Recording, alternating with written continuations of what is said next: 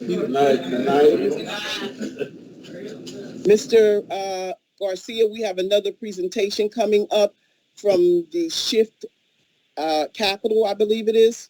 Okay.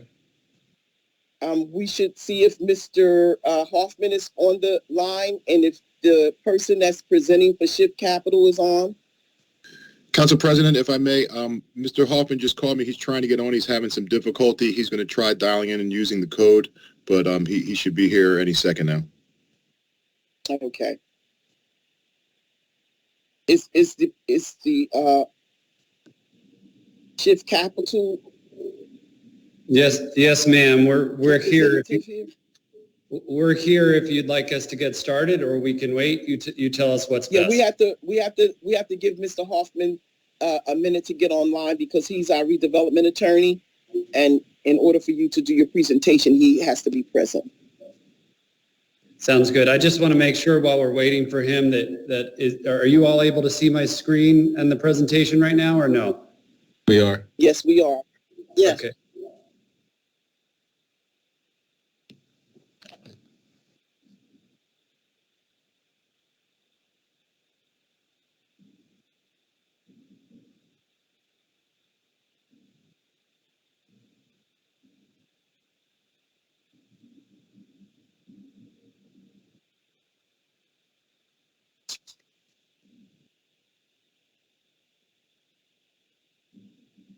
Okay, Mr. Hoffman, are you on?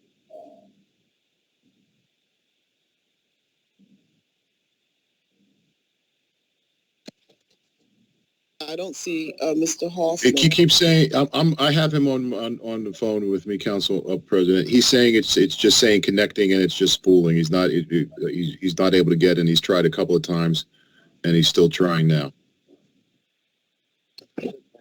Does he have the right numbers? I forwarded the active link that Mr. Garcia circulated. Instead of using the link, tell him to dial directly. The phone number and the meeting ID. He'll get in that way. I think that's a better route.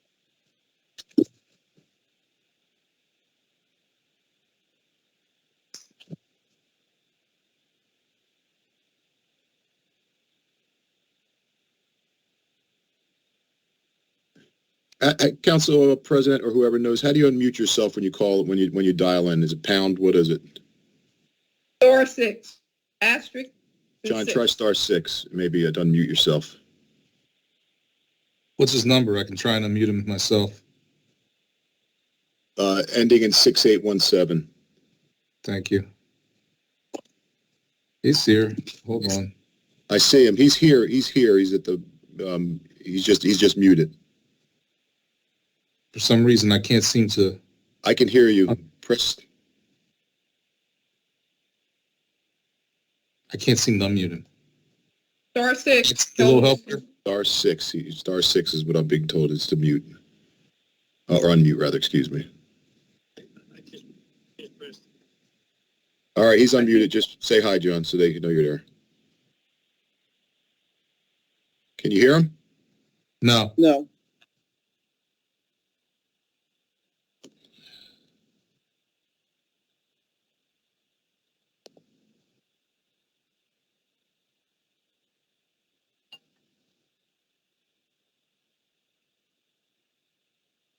Tell him to take a.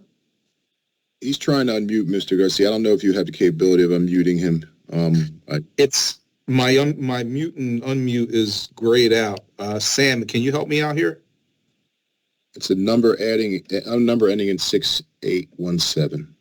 I got him here. Hold on, I'm getting a call from IT. Hey, Sam.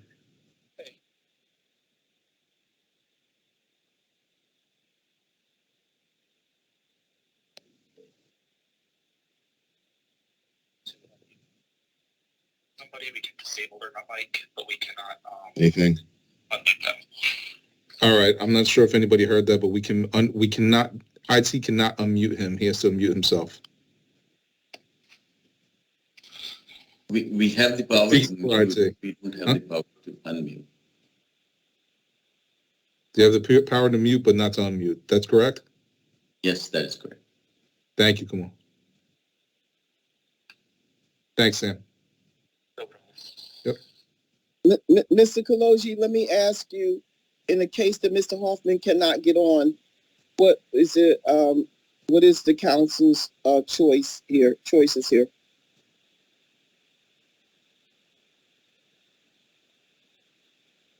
Mr. Kaloji? No. Well, tell Mr. Hoffman to hang up and just dial in again. And enter the password again. Mr. Bridges, can you just have him just to hang up and just do a fresh connection? Humbly, counsel, it looks like that's what he's trying to do now, because I don't see his number here anymore. Okay.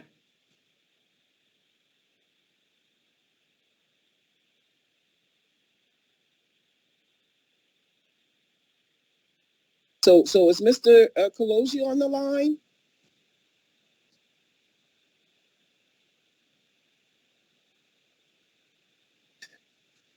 Where did Mr. Kaloji go? He was in. Mr. Hoffman is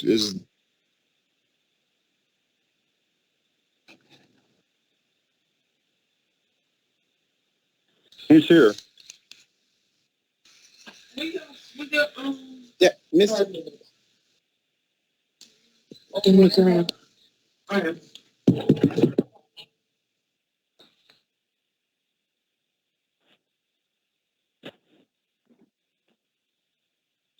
So, Mr. Bridges, in reference to this presentation, what do we do if Mr. Hoffman can't get on? Do we look at the presentation but not ask any questions? What are we doing here? I would think that based on the fact that he's your redevelopment counsel and you're going to be relying on him, it's probably best to Hello, can you hear me? Hey, Oh, he's in the building. is that Mr. Hoffman? Yes. Thank God. Okay, so we can move forward. Mr. Hoffman, Shift Capital is about to do their presentation. Okay. All righty. Go ahead. All right, so we are proceeding, is that correct? Yes, you are. Go right ahead. All right, well, first off, thank you for letting me sit in on the prior presentation. Mr. Garrett, Ms. Huff, that was it's a big deal to get a neighborhood choice grant, and it was really interesting for us to be able to listen in on a lot of inspiration for that. Thank you to Council President McBride, the entire City Council for allowing us to join you all today to share our vision for the Roebling site. I am Brian Murray. I'm the CEO of Shift Capital. I'm joined here with the Hanini Group and our partners Voyage Investments. We are going to spend, and hopefully we'll work through this quickly to get to Q&A, but we'll spend the next maybe 15 minutes working through this presentation, which is to share our team, our design vision, our work plan and budget, and community engagement strategies to you all. But we welcome any feedback, any Q&A that might come out of this as well. So first off, I just want to give some background on the partnership. The Shift and Hanini team have been partners in Newark, New Jersey for the last several years. It's a unique team driven on value alignment, shared mission, and both very people-focused real estate development firms who care deeply about the neighborhoods that we work in and invest in, and the larger ecosystem as well. We combined, the firms together, 30 plus years of owning, managing, developing real estate across a number of different asset classes, from redevelopments with historic tax credits to office to multifamily, We have both been groups that are focused on a holistic approach and focused on listening and working with community to think about wealth building strategies for neighborhoods and to really think about how do we create healthy and thriving neighborhoods. Most recently, we did partner on about $200 million of real estate in Newark, which we are currently working on right now. And then, as I mentioned, we're joined by Voyage Investments, who is part of our developer and residence program here at Shift. They are a Latino-owned developer in the affordable housing space and workforce housing space, and they are both a part of our team as well as part of our incubation to help drive better diversity and change in the impact real estate space as a whole. I'll talk a little bit about Shift and Voyage and our work, and then I'll hand it off to my partner, Hanini, who will share a little bit more about the Hanini Group. So we are a nationally recognized B Corp that's focused on neighborhood investment. We execute complicated financing strategies that really seek to drive both better equity in neighborhoods with a mixed income approach focused on the long term. And we have always believed in kind of a community-centered focus to our work that really stretches from focusing on small businesses to the community and really trying to find a better way to invest in neighborhoods than has been done in the past in a lot of urban communities across the country. As I mentioned, Voyage is a group that we are incubating as a part of our developer in residence program. Alex Robles and Juan Sayans are both joined here on this call and can certainly answer any questions as we get to the Q&A. But this is a group that has ambitiously been working to get into the affordable housing and workforce housing space. And as maybe many know in the room, real estate is not an easy space to break into for a lot of different reasons. And part of our program is to help give them access to opportunities, access to capital, and help build a track record as well. Real quickly, I'll run through a couple projects that I think are relevant to this RFP. The first is the residences at the Bury Building, which is a project we are currently working on at Broad Erie and Germantown in North Philadelphia. What's unique about this project is that it's a mixed income project, so it's utilizing 4% LIHTC credits along with a major grant, as well as market rate housing as well, with first floor of retail, really kind of outlining our goals of mixing both market and affordable to create the right dynamic for a healthy business ecosystem and a healthy community.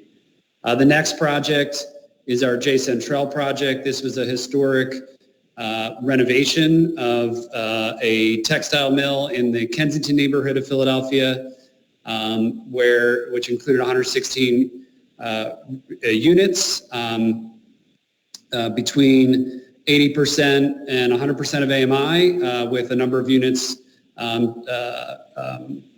40% of AMI as well. And on the first floor, we have a number of homegrown businesses, including a Vietnamese American owned cafe, as well as a business incubator for Black and brown businesses in the neighborhood called If Lab. One of the other things I'll point out about this project that we're very proud of is that it's we provide a program called the Good Neighbor Program, which is a rent rebate provided to any resident that volunteers in the local neighborhood. And it's the first of its kind in the country. and the goal is to be the most civically engaged building in the country as a result. And really, specifically, it's geared towards breaking down the barriers between new residents and community members, et cetera, which I think, is trying to break down barriers going in both ways as well. Our third example is our Macon Studios.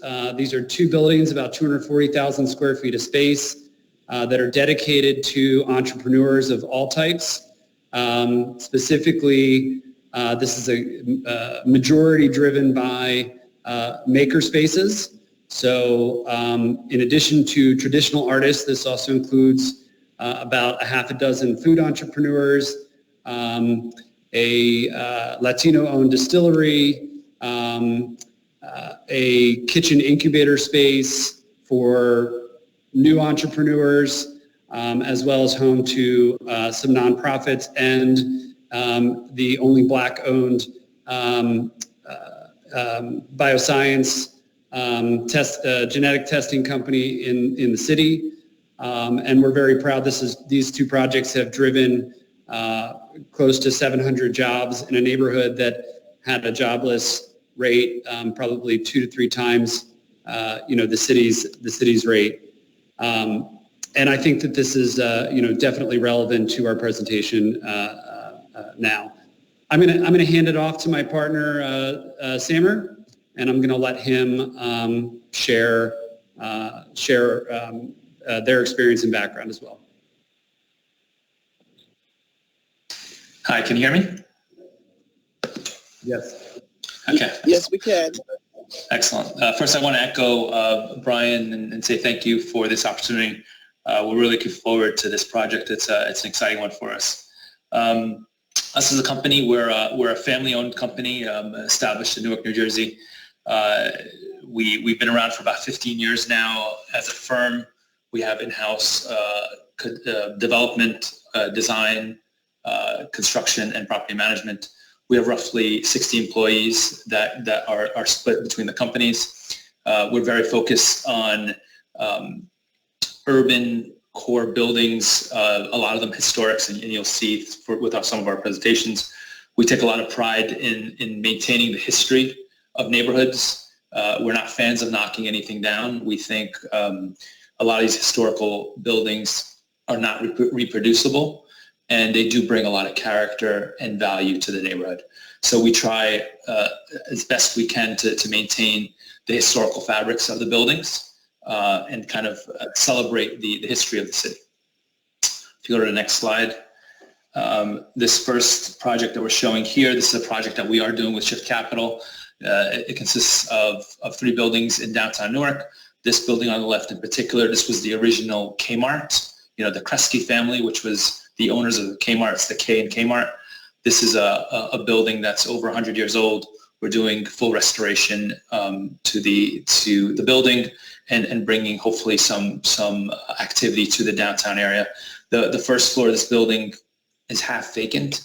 The idea here is to produce something similar to a large concourse that would bring in maker spaces, an anchor tenant like a restaurant from DC, and again, just kind of celebrating the history of the building. And the building to the right is the Gibraltar building. This was the first building for Prudential Insurance. This was their original building. And similarly, we're going to be restoring this building. Both these buildings house the state of New Jersey. We're the largest leasehold outside of Trenton for the state of New Jersey.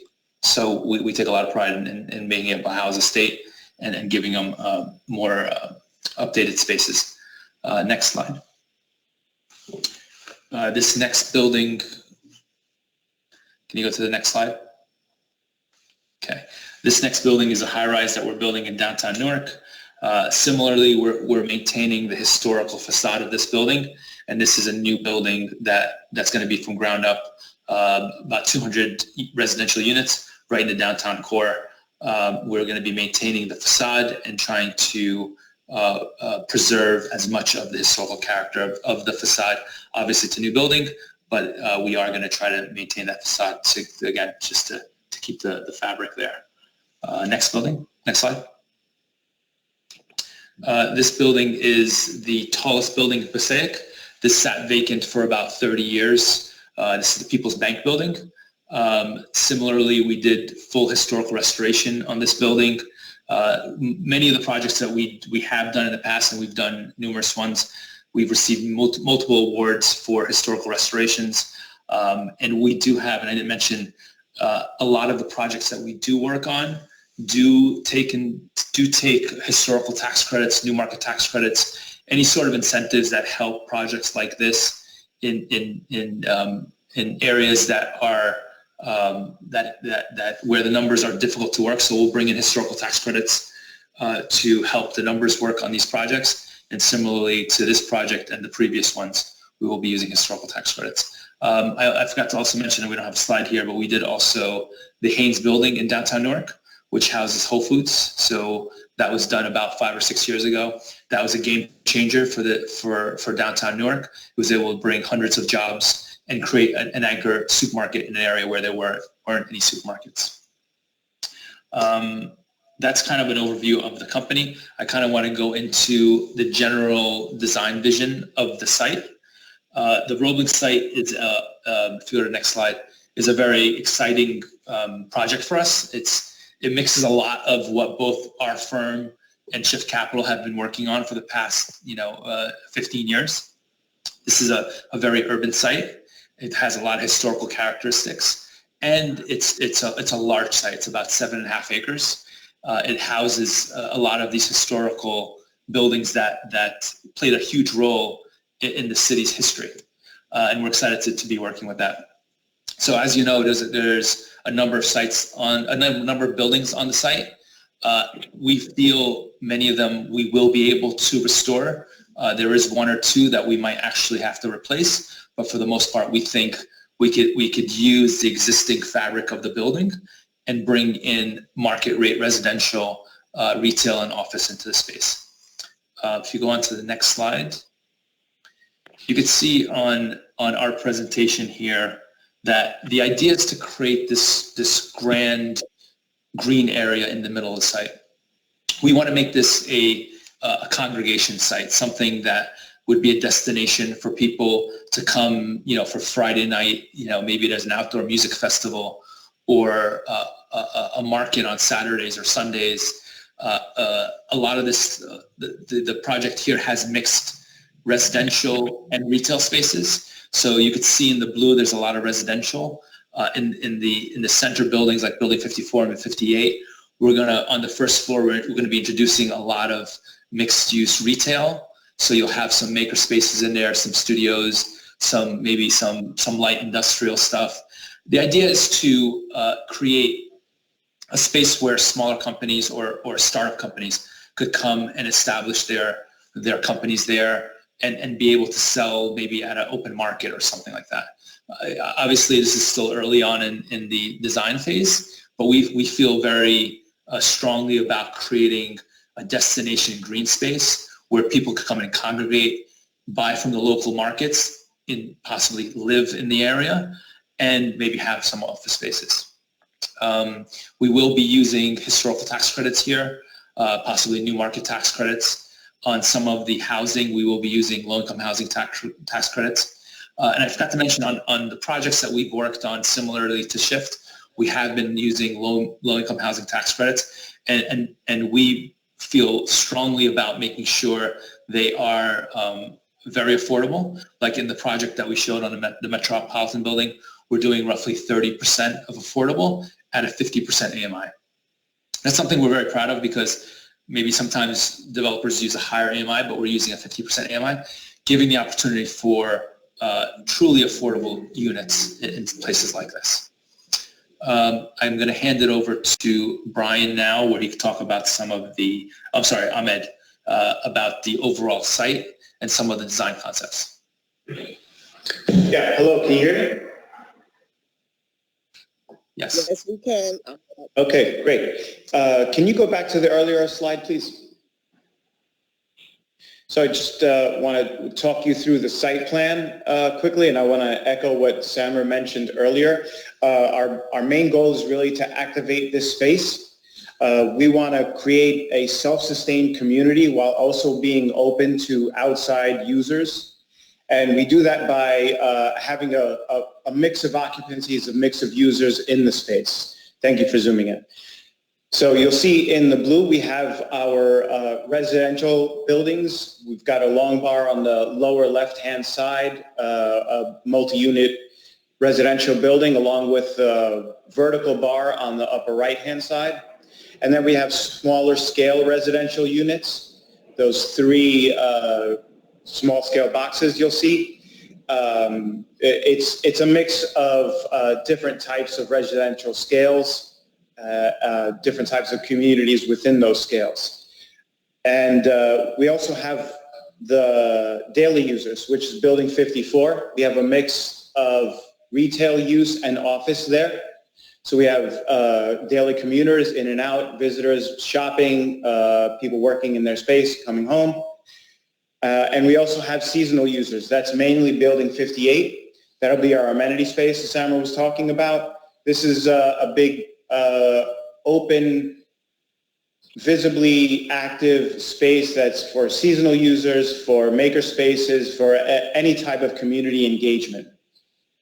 And we also have our two restaurant buildings you'll see on the bottom, all the way on the bottom there. There's a restaurant in the vicinity, so within walking distance to for all the users, along with a small scale eatery at building 52. Next slide, please.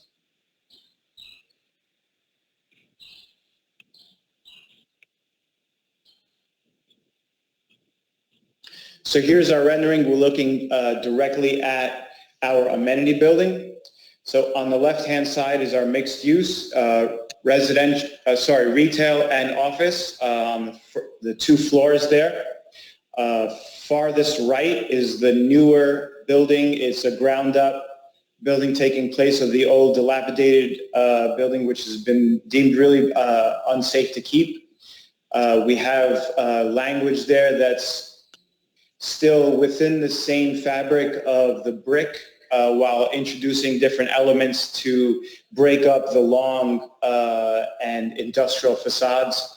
And the middle there, that's the jewel of the project. That's our amenity building, event space, maker space, seasonal space. That's the space that engages with the community on a bigger, more user at one time kind of scale. And again, we're bringing that all around our green space in the middle. We have dedicated areas for greenery, grass, garden, seasonal plants, play areas, and a mix of ups and downs and ramps while always being accessible to people in wheelchairs and any ADA requirements. Next scale, please. Next slide.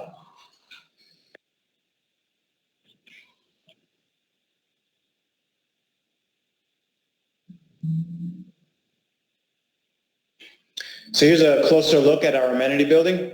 The idea is to keep a lot of the fabric of the historic nature of the building. So you'll see on the right-hand side, it's the original brick, obviously cleaned up, well restored, new windows, but we're keeping the same facade.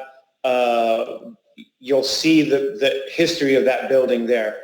And we're also breaking up part of it to allow visibility. So there's a lot of in and out in that building, in that space, engaged with the greenery and the open plaza. On the far right is the new ground up building. We'll see in the next slide, there's a little bit of detail there. We're using the same material, the red brick, along with some covered cemented areas, very maintainable materials, long and durable lifespan, while also staying within the same fabric of what we have. Next slide, please. This is the mixed-use building, retail on the first floor with office on the upper level. Again, keeping the brick, introducing a new material, and creating more openness. We want a lot of in and out of this building on a daily rate. The amenity building is very seasonal. This one we see as daily users in and out. Next slide. And here's our secondary green area. This is in between the retail office space on the right, very open, very engaging, and the residential building. This is the rehab of what's existing there, keeping the same openings, replacing the windows, keeping the historic nature, and a secondary dedicated green space in between these two areas, these two buildings.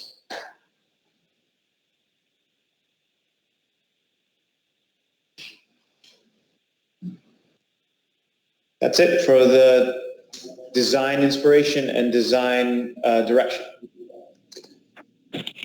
So I'm just gonna, yeah, go ahead. We just have maybe 2 more minutes and then we'll open it up to Q&A. I'll just share briefly that obviously this is a large project with a appropriate time horizon. And so what we have here is basically how we are looking at that phasing. I can certainly go into this in more detail, but just to kind of keep us moving, we see this as a 48-month execution, and happy to talk about that in more detail. And then, here's a quick look at the development costs of the site, including all the phases. And I'll just emphasize that, the work that both firms do is highly predicated on public-private partnerships and relationships. This work is not easy. It's hard to finance things that are meeting community needs and viable, to bring in the right capital to make things work. And at the end of the day, we're early in this process. We still haven't engaged the community, obviously. This was just an RFP that we submitted. But we do plan on and have all these things listed on the right are all strategies that both firms have done, both together and separately. And all of that type of knowledge, expertise, resources, relationships would all be brought to the table. But, we recognize that, working not only with the community, but with the city and having the support for the project is critical to all these pieces as well. I'm happy to, in Q&A to talk a little bit more about the development costs. We're in a strange world right now, from an interest rate perspective and a construction cost perspective, but we feel comfortable in what we put together and feel like this is a project that we can execute. And as Samer said, we were actually really born to execute a project like this for the community of Trenton and for the city of Trenton. So thank you. So we're sure. going to ask our thank you so much for the presentation. And right now we're going to ask our redevelopment attorney if he would like to chime in with any questions for you. Mr. Hoffman? Yes, I have some questions. On the project financing, you indicated the acquisition price would be $500,000. But if I look at your chart, it has a purchase price of $1 million. Can you explain the difference? Sure. So in our RFP that was submitted, there's actually two conflicting numbers. There was $1 million in the chart, and there was a $500,000 in the narrative. It was meant to be $500,000, so that was just a typo. What's the typo? The $1 million? The typo was the $1 million. It was $500,000 in the narrative that was also outlined. Yeah, but I'm looking at the chart, and the chart has so much for the market units and so much for the Buckwest low-cost units. And then it adds up to $1 million. That's what, Yeah, that was a typo. and if I understand, so you're offering $500,000, but you want to be deducted from the purchase price any environmental testing costs? We recognize that we have not done any due diligence on the environmental side, so that was a part of our proposal as well. That's correct. So what happens if it comes to an excess of $500,000? I mean, the city would get nothing? In other words, there's no limit that you're putting on what you're willing to bear for the environmental costs? Well, no, if the limit is, if it is more than $500,000, then the burden is on us beyond that. But the city then will get nothing. That's right, but we'll be responsible for all the environmental costs from that piece if we decide to move forward. That's right. If I looked at the RFP, it said the estimated environmental were about $220,000. Did you look at the? We did, yes. I hope that's correct. That's correct. That's right. But we've done a lot of environmental work, and you never know until you start doing your own due diligence. And I think we had a conversation with you, and it sounds like the city has done a lot of work, and I think that that'll reflect, when we've had a chance to engage environmental experts on that as well. But there's no minimum purchase price which you're willing to guarantee. I'd have to talk with my team and get back to you on the answer to that question. Okay. Your project, it's a $137 million project, and can you tell us? I think the debt is 60 to 70%, and what portion would be grants and equity and tax subsidies? How would the $137 million be financed?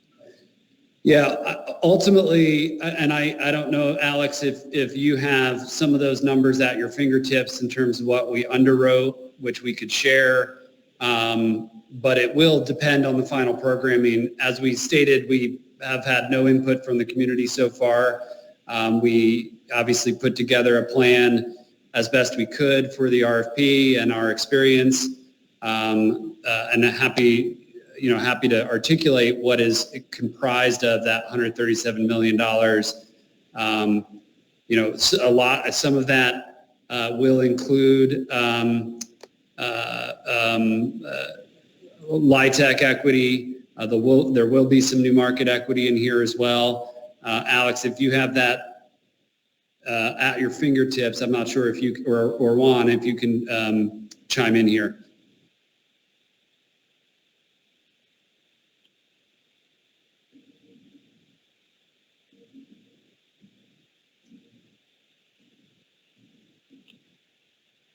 Well, could you provide us maybe something as to how you would finance it? Because one of the responsibilities of the redevelopment agency is to determine that the project can be financed by the developer. Good evening. Sorry, my audio, I may have an echo. I'm not sure, but there's new market tax credits that we have an estimate in there for $5 million.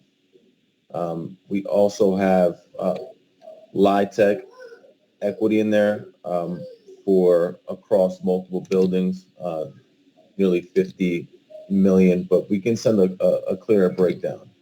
But the majority of it is coming from LIHTC, new market tax credit, and senior financing, construction financing at $62 million. Over this debt financing, what's the amount, and do you have any commitments or any letters indicating they would provide the financing? No commitments at this point. I'll let Brian speak on that. Yeah, no, what I can tell you is background-wise, the firms right now are doing a $140 million deal right now in Newark, New Jersey, together with about $113 million of senior equity from a group called ACOR. Both groups have financed projects like this. We haven't completely decided on whether we finance this on a building by building strategy or with a more campus-based financing approach. We have talked to some of our equity partners and groups that institutional groups that we've worked with in the past, and there is interest in the site, but it's just too early. It's really conceptual at this stage, just in terms of what we've done so far, and obviously we're looking for feedback, et cetera. But we feel comfortable that these are the projects that we financed in the past, either with equity, with debt, with tax credits, with anything that you name. This is within our wheelhouse of projects that we have done in the past. And in the category of governmental assistance, you said you would need a pilot, and you would need various, variances from the existing zoning. Can you explain that to us, please? Yeah, Samer, do you want to weigh in on that a little bit? Yeah, sure. So yes, we would be looking for a pilot of sorts for the taxes. So we'll be asking for a long-term tax abatement. And a lot of it's because we will be introducing a lot of affordable units here and a lot of small business maker spaces. So we do need a lot of help financially to make sure that it pencils out. As far as zoning and entitlement flexibility, I think for the most part, from what I know in that area, I think a lot of what we are proposing is in line with what your much of your zoning calls for. So I don't think we're going to need, we're not asking for a lot of changes, but I think we would like to sit with your zoning department and make sure that what we are proposing here is in line with what your vision is. I mean, both firms, we like to go into neighborhoods and make sure, and Brian's mentioned it a number of times, we like to make sure the community is happy. It's like what the community wants. So we would sit with the community, present the plan in detail, get them to ask questions, maybe revise our plans a little bit, and then we would make sure that they are in line with zoning. And if there's anything on the planning and zoning side that has to get changed, we will work with the city to make sure we abide by those rules. Does your parking meet the zoning standards, or is it substandard? We are proposing, how many parking spaces here? 320, I think. Yes. So I'm not sure, Ahmed, I don't know if you know off the top of your head what the parking requirements are for that area, but we have 228 residential units and another 58 units, and we are proposing 372 parking spaces. So there is a lot of parking, we think. Yeah, we're more than 1-to-1. Yeah. All right, and in your work plan, I noticed you're conducting the residential buildings 1, 2, 3, and 4 in the first phase, and then there's additional residential in the second phase, but the office and retail and the amenities, that's going to be in the last phase? So the phasing is based on what we understand on what would help kick off the project. So our phase 1, we feel the residential units in 1 through 4 would be a good first phase, because then you bring residents to the site and things like that. We don't, when you're dealing with a large site like this, you don't want to introduce retail before the residential. You want to make sure that there's people there that could visit these retail sites so they're successful. That's why a lot of the commercial and retail are on the tail end of the project, and the residential is more in the front. So one of the concerns is that the residential gets built and the retail and the office does not get built. If that's I think both of our firms have a long track record, and we try to be as transparent and realistic with our presentations, and we're confident that we will get through all the phases. If we led with the office and the retail, the underwriting gets a lot more challenging. We So think that the residential will help. If you move the office and retail up after the first 4 buildings. We could definitely sit down and maybe go a little bit more in detail on what sort of phasing you'd like to see, and we could work around something that's suitable for both sides. Yeah, and I'll also just add that, we're not going to be sitting on our hands on the commercial pieces of this. The sooner the commercial pieces will be something that we are out there actively seeking. And if we happen to land some group sooner that makes a commitment, then certainly I think that that'll also play a huge role in how the phasing works. But to be honest, financing speculative office right now is not even viable in the healthiest of, city office environments right now. And so we would have to be very aggressive to be looking and working with, the city to attract groups that would be interested in this kind of space. We work very closely with the city of Newark, Philadelphia, and business attraction, is a key component of it. And we think that we have something that we can, help the city drive some business attraction as well. But it could happen day one, or it could happen, a couple years down the road, depending on the economy and other factors. What kind of tenants do you envision for the offices? It's a great question. I mean, I think we all have some ideas of what we would potentially target. I think that there are certainly institutions in the region that I believe would benefit and would be interested in a more urban, denser experience for their employees, and provide them an alternative to being in a suburban office park in off the Princeton Pike or what have you. And that will be a combination of attracting businesses that will both cater to the community and cater to groups that are interested in potentially being a part of the Trenton storyline. And our experience in, especially in Newark most recently, but our work in North Philadelphia as well, we are at a different point in time where companies, institutions, educational institutions, et cetera, are, looking to be a part of a fabric that this site provides and Trenton provides. And that's what gets us excited about the project. And the So now, retail is going to be...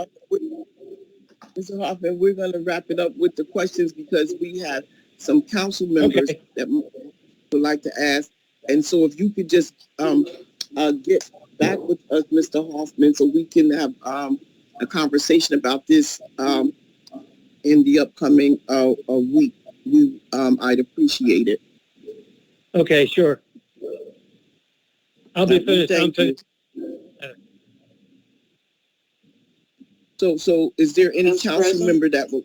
Yes, go right ahead. Yes. Thank you. So, Mr. Hoffman, thank you very much for addressing the financials, because then I don't have to ask questions on that.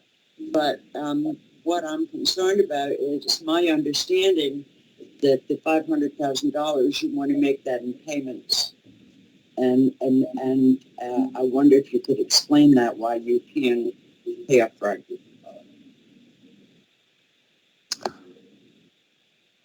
This is Councilwoman Caldwell-Wilson, by the way. Hi, Councilwoman. How are you? Good.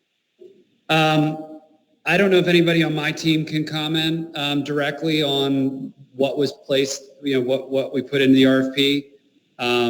I don't believe that we planned on making payments here.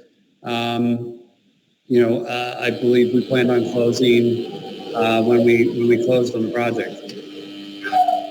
That's correct, Brian. This is Alex, by the way. But on the RFP, it refers to $100,000 deposit at commencement. So that means that initially when the contract is signed, and the second $100,000 deposit after the due diligence period. At closing, the full 500 would be given, but I'm sure we'd have to figure out an arrangement for the environmental piece. Okay. But that's what the proposal said. All right. So you're planning on 51% affordable. And I'm all for affordable housing because, it helps people get better homes to live in. But why 51%? That seems greater than the other RFPs. So as I said, We really do need a lot of market rate housing in the city to build up the revenues. Yeah, I think this is part of the discussion. There's a couple different philosophies in terms of the right mix. But I think 30% is some folks. We decided to bring that up, but that's certainly something that can be changed and something that we're willing to revisit. But right now, that's what we put into the proposal.